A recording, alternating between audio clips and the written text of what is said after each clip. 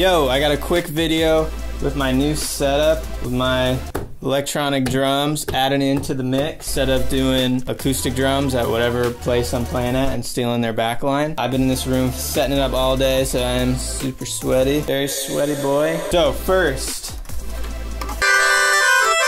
that thing. I have it sitting on my Roland Gaia, which I'm using just as a MIDI keyboard.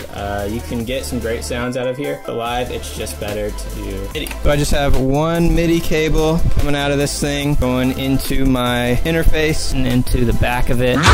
So right here we can see it's ready to play the Yummy Synth live. Then as soon as it hits this very special mark that I programmed in with Reaper, it just goes straight into the next thing to record, and I don't have to press any preset buttons. Check it out.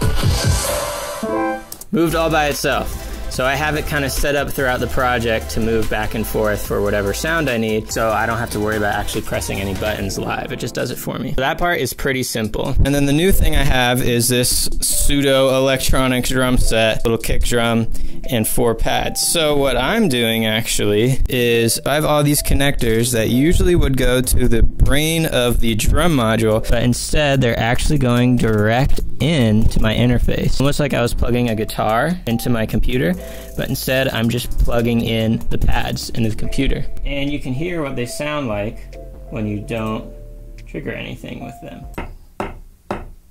It's just like this tiny little click, because what's inside is a little contact microphone, and it just picks up the sound of the little click. So with Reaper, thankfully, I have this audio to MIDI drum trigger. Turn that on, and now every time I play the drum, instead, I get a noise. So you'll notice in the effects panel, I'll have different samples loaded in, but only one will be on at a time. So if we go to the automation of the track, you can see when things get changed from bypass either on or off. And hit play on the program, press play, it's going, hi-hat, it changes over, then it goes to tom, and I didn't touch anything.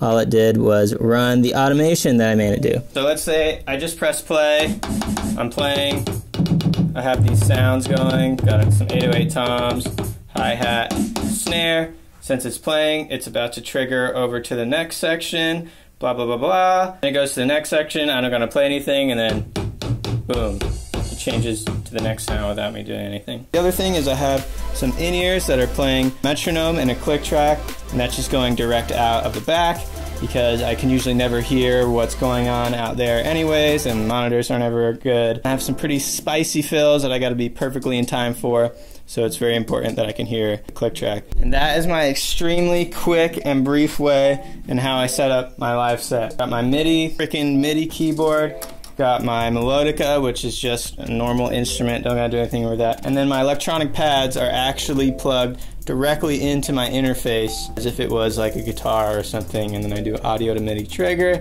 and then I have to automate when the sound changes and all that. Anyways, that is it. Peace out. Thank you so much.